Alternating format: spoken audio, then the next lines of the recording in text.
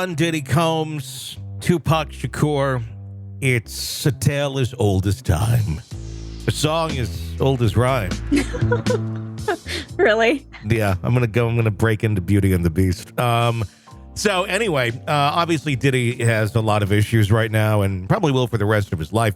But let's add another one to the mix. Let's kick it way old school as more accusations have resurfaced about Diddy being the one behind the hit on Tupac Shakur in 1996. Yeah, this may actually be exactly what we all suspected for all these years. The Embattled music mogul has had his name surface multiple times in court documents concerning the murder of Tupac, 77 times to be exact. Like, I think if you have nothing to do with something, your name really wouldn't come up once in a document about someone's murder. But yeah, the documents stem from the case against Duane Keffe D. Davis, who is accused of planning the 96 drive-by shooting that took the life of Shakur in Vegas. Davis had previously claimed that Diddy offered an individual $1 million to kill Shakur. However, Diddy remains not a suspect in the rapper's murder as of now. Back in 2009, Davis, who was accused of masterminding the drive-by shooting of Shakur, had an interview with the Las Vegas police. During that interview, he suggested that Diddy paid a high-level drug dealer, Eric Von Martin, $1 million to assassinate Shakur.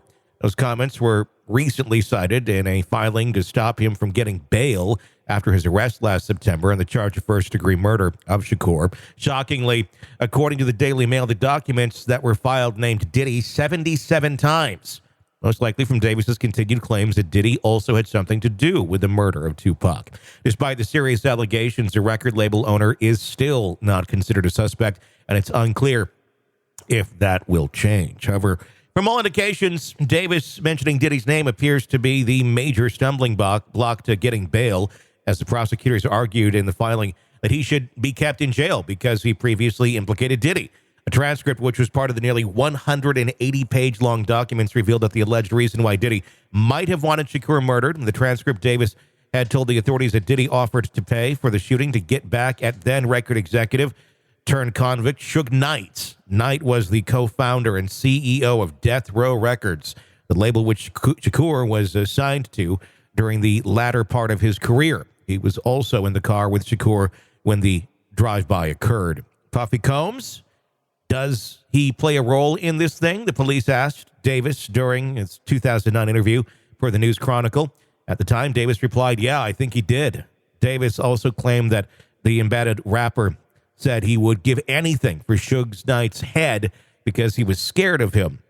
While Diddy was not to be directly involved with Shakur's case at the moment, he is knee-deep in his own troubles. Several women, of course, have accused him of sexual harassment since his ex-girlfriend, Cassie Ventura, filed a sexual assault suit against the music mogul and quickly settled it. In addition to these legal cases, Diddy is also facing might be facing federal charges, as there is a federal investigation going on into sex trafficking, money laundering, and illegal activities. It's an interesting road that Diddy has gone down over the last many a decades. I can't even wrap my head around how many things are pointing at him. To me, it just reminds me of, well, here's an old reference for you, going back to Star Wars when they're in the trash compactor and everything is just closing in. And for some of you who are like, what? That's me. I'm holding my hand up right now. Huh?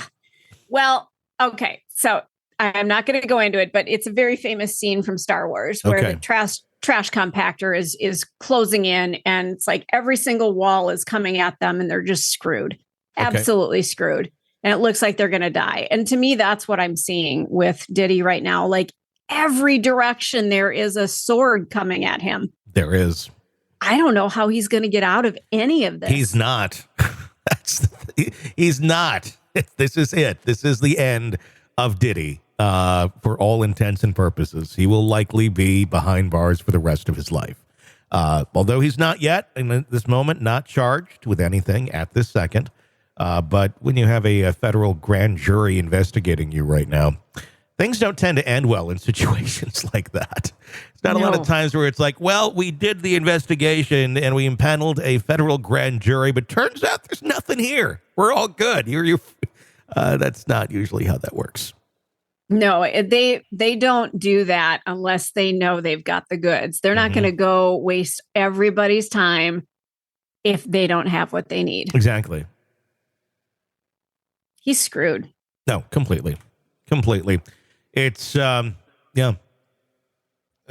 just think he was involved in so many things behind the scenes that we were unaware of. And now we're getting the fuller picture of what some of these rumors were over the last literally 3 decades. And a lot of them turn out to be pretty legit. So I don't know. We'll see how this all pans out, if they can follow the money to all those years ago. Want to listen ad-free? Want advanced access to all of our interviews before anyone else? Become a True Crime Today Premium Plus subscriber on Apple Podcasts. You get every episode commercial-free. So you can binge on true crime until you can binge no more. Search True Crime Today Premium Plus on Apple Podcasts now, or go to our podcast page and sign up now. More of the Hidden Killers podcast next.